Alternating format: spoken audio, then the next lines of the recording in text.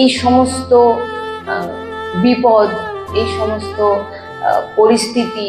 প্রতিকূল পরিস্থিতি, খারাপ সময় বলুন, বা আপনার সামনের ব্যক্তিরাও তারাও খারাপ আচরণ, খারাপ ব্যবহার করছে, আপনি সেগুলো নিতে পারছেন না, এই সমস্ত কিছু থেকে আপনাকে এই ভাগবতিক মার্গ আপনাকে বুঝিয়ে দেয় যে এই যে তুমি সবকিছু দেখছো, এগুলো কিন্তু সবই প্রথম হচ্ছে তোমারই কর্মের ফল তোমাকে দেওয়া হচ্ছে এক,